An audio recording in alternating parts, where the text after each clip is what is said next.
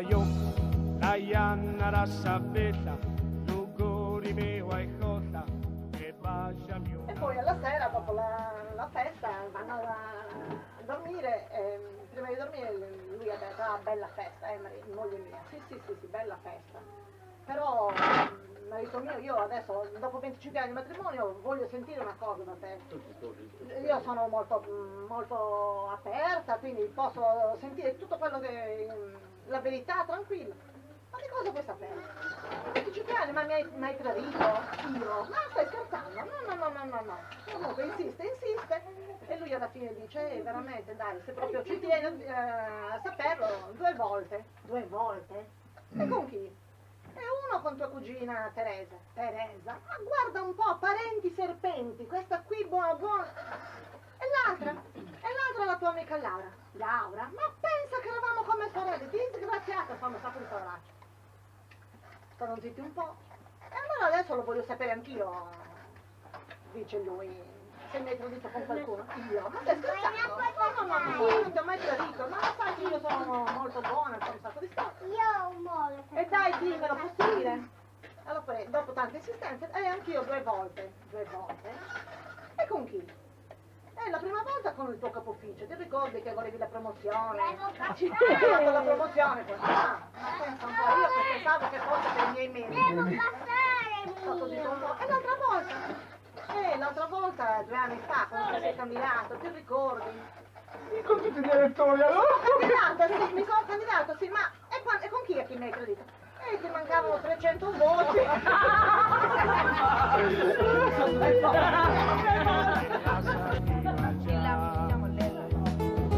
Cacciarali me cursori, ti voglio troppo bene.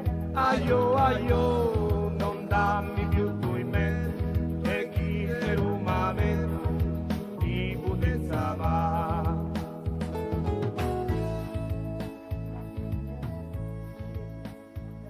Che vengono a spegnerlo. Ma noi non possiamo farlo. Ho detto, come non potete farlo? Se mi hanno detto che è così. Hanno detto, ma noi... Allora, vi porto fuori il mio telefono, il cordless, ho fatto il numero, ho detto, telefonate ai vigili del fuoco. Che numero ha fatto lei? Quello dei vigili del fuoco, telefonate che voi. No, lo spiego che non telefoniamo. Suggerimento. Signor Pucedo, facciamo una cosa.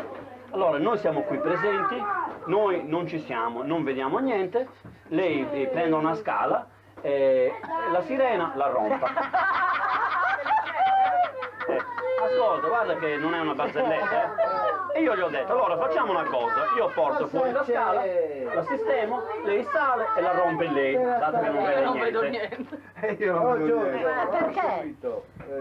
Carabinieri, c'era una sirena a fianco a casa che suonava di un'abitazione, di un negozio, ci ho chiamato i carabinieri. Un negozio che è chiuso da un paio di mesi. E loro sono venuti, io prima ho telefonato ai vigili del fuoco, i vigili del fuoco hanno detto la prassi è questa, telefoni ai carabinieri, i carabinieri poi vanno, controllano se è vera la segnalazione e poi a noi ci avvertono e poi noi andiamo e stacchiamo, capito? Perché in effetti lì c'è una denuncia, capito? Per disturbo della quiete pubblica, eccetera. Sono venuti i carabinieri prima hanno cercato il padrone della casa, non hanno voluto telefonare ai vigili del fuoco e alla fine la brillante idea mi hanno detto lei metta la scala, noi non vediamo niente, non ci siamo e rompa la sirena, capito? E ho detto no, io sono d'accordo per quello che state dicendo, però porto la scala, l'ho portato, ho detto sali tu e rompilo tu la sirena. E io non vedo niente. Io non vedo niente.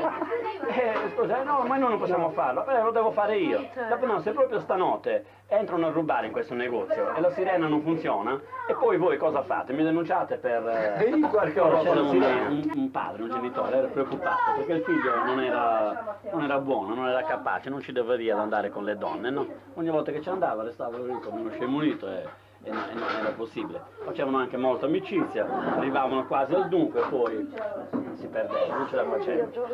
È preoccupato. E allora, a un certo punto questo qui, il padre ha detto, adesso voglio provare a fare l'ultimo tentativo. È andato, ha cercato una ragazza disponibile, gli ha detto, ascolta, questo mio figlio qui ha questo problema, se riesci a farmelo risolvere, perché sono preoccupato. Era anche l'unico figlio, voleva lui un erede, perciò era preoccupato. Cioè è venuta questa ragazza, si è sdraiata, pancia in su, e lui ha fatto svegliare il figlio, l'ha sistemato, e beh, certo che serve. Però questo Tutti particolari. particolare, ha messo questa ragazza sopra, il figlio sopra, le spogliate c'è, però lui stava fermo così, non c'era nessuna possibilità, così, non era buono, via. Allora cosa gli è venuto in mente a quest'uomo? Ha preso una gallina e un po' di grano, gli ha sistemato la gallina sulle natiche, così, del figlio, e gli ha messo un po' di grano. La gallina beccava, come la gallina beccava lui faceva. Ogni beccatura lui tan. E ha detto, sta funzionando, qualcosa riesce. A un certo punto, dopo una mezz'oretta, visto che si è bloccato, il figlio è rimasto così, però evidentemente gli piaceva anche. Si è girato dal padre e gli ha detto, oh babbo, getta grano, perché la gallina aveva finito il grano. No, oh babbo, getta Rodrigo. Ha finito di beccare il grano, si è fermato. Avevo la moto a 3 ruote io per trasportare i vetri, la usavo. Cioè, andavo a Seno, da Sor Giuseppina, da Sor Pietrina, all'orfanotrofio. Ci mettiamo la moto e saliamo. Alla prima curva c'è una lapide di un ragazzo che è morto, no? E lui fa, povero Vincenzo, è morto, lo conoscevi? Sì, che lo conoscevo. 2 giorni prima stavamo bevendo insieme al suo compleanno. Facciamo altri 50 metri. E non ti ricordi di Piero? Piero Frassetto. Che si è impiccato. 2 giorni prima stavamo bevendo insieme alla festa. E facciamo un altro po'. E Mauro, ti ricordi? Mimmo Carta, figlio del maestro, tutte cose vere. Ti ricordi poverino che è morto in incidente stradale? Sì, 2 giorni prima stavamo bevendo insieme. Arriviamo da Sor Giuseppina, da Sor Pietrina, entriamo, e io la conoscevo perché lavorava all'asilo come mazzina dove lavoro io di Belgio. Ciao. E c'era una fotografia del nipote che era morto. Lui va, Giovanni, povero Giovanni, 2 giorni prima stavamo bevendo insieme, povero è morto. E mi fa Sor Giuseppina, lui una birra fresca, la fai?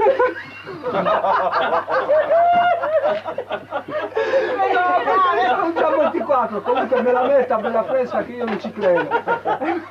Però partiti, no? Andiamo a porta. Dicevo, no, ho detto no, fa che mi sono mia che sono nipote. 2 giorni dopo. 2 giorni prima. Giovanni, il nostro cognato, è andato a prendere un amico dall'aeroporto, un sacerdote. Uno che rientrava dall'aeroporto, passava, ogni tanto c'era una croce, un fiore, questo qui. Qui Padre Alfio, 2 anni fa un incidente, sono morte 4 persone. Bene, good. Proseguo.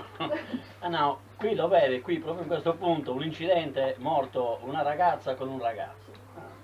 Dopo un po', qui c'era stato l'incidente, ha detto quell'uomo, ma questo è tutto un cimitero questa strada. Ogni chilometro gli raccontava gli incidenti. Mamma mia, molto allegro. È vero, comunque. Le busse ho lavorato alla Caramella. Sono parlando, ho fatto tutto di te devo uscire. Le cugine per 3 uscire sono di Veneto.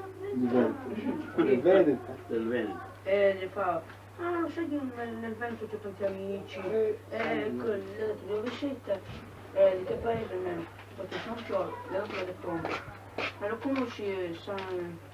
Oh ma, quello che santo ti ha detto San, quello che è venuto a fare la comiceria. San 10, una cosa così. San Paolo, una cosa così ha detto. Ho detto, ma tu hai studiato? San fatto, io ho studiato inglese, tutto quanto, dimmi che parlo in inglese. Ha detto, welcome, che vuol dire benvenuto. Ho detto, welcome. Welcome siamo qui, perché? Va bene. Una moto 2,50 e comunque è andato in quella curva a denunciare. È entrato, buonasera. Scusi, devo denunciare il furto della mia moto. Che colore è? Colore. Qui ci ho mentalizzato. E il telefonino ce l'ha. Ha detto sì. Allora vado fuori e telefona in caserma e mi dice che gli hanno rubato la moto. Come stare per dire? Dai, un motivo. Tipo di persone. Ma sono no. Che glielo sto dicendo. No, vada fuori. Mi telefoni e mi dica che hanno rubato la moto. Stavo dicendo, non Sto fuori, a parte il mio. Dimmi che appena però in macchina, un collega, no? Aveva seguito la scena e come l'ha visto telefonare. Ma il numero ha telefonato, dice. Pronto, sì, pronto, casella dei carabinieri. Guardi che mi hanno rubato la moto, sì, che moto era? Un Madison, sì, va bene. Il collega che era in macchina mi ha detto, ma scusa, sei venuto, dice, perché state telefonando? Dice, sono andato a letto, per fare la luce una volta, devi uscire fuori a telefonare per dirgli che mi hanno rubato la moto. Fare una barzelletta. E una mia amica nella grotta di Sant'Andria. E alla fine non sapevano cosa fare. Non si spostava. Già se ne sono E due. telefonate in casemma.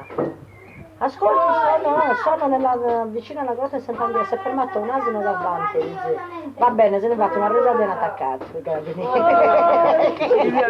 Cosa posso fare? Vabbè, dici cos'è il familiare della corbiglietto? Dici no, gliela con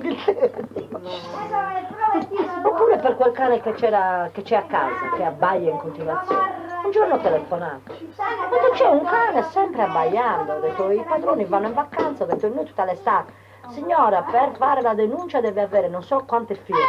Ma scusa, quante firme? Questo cane non può disturbare tutto il paese, no? Cioè, poi deve la gente a casa. Figuriere, la giunta zia Ruzia, ma che tu che ne intende perché è giusto, non si pone la prima. No, c'è da non c'è a casa. Perché non intende? Praticamente non ti sono voi. No, io voglio su picchiazzotto. Cioè, due persone, praticamente rughe. Che volevo? 5.000 Allora, per togliere il cane ci vuole tante firme, 5.000. altrimenti se disturba due persone, no. Non c'è tanto. Niente da fare. Ma allora come tu mi sei pure fare il dreccio. Una di due, accendere la televisione, come ti annuncia.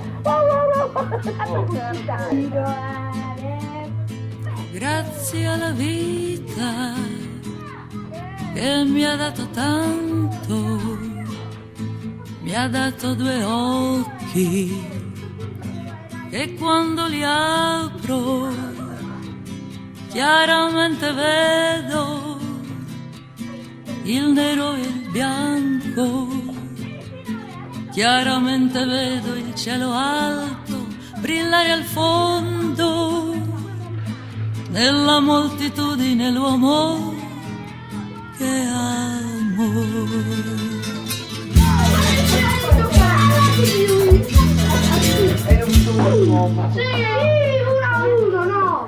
Grazie alla vita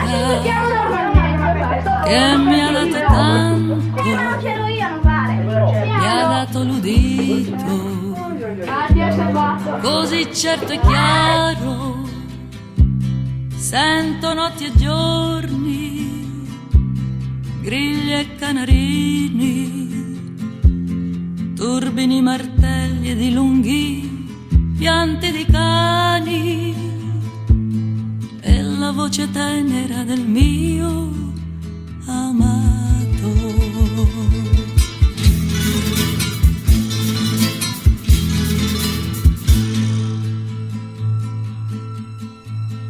Grazie alla vita che mi ha dato tanto, mi ha dato il passo dei miei piedi stanchi, con loro ho attraversato città e pozze di fango, lunghe spiagge vuote, valli e poi alte montagne, e la tua casa e la tua strada, il tuo cortile.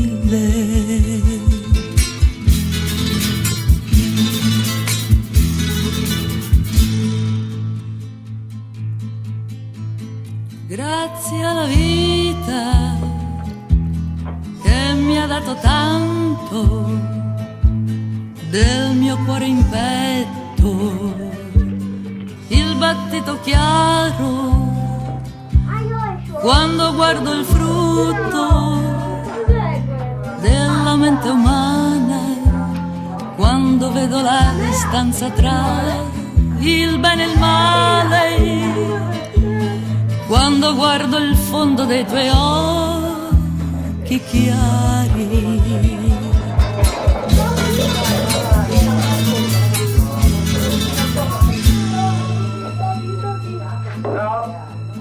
Grazie alla vita che mi ha dato tanto, mi ha dato il sorriso e mi ha dato il pianto, così io distingo la buona o brutta sorte, così le sensazioni che fanno il mio canto.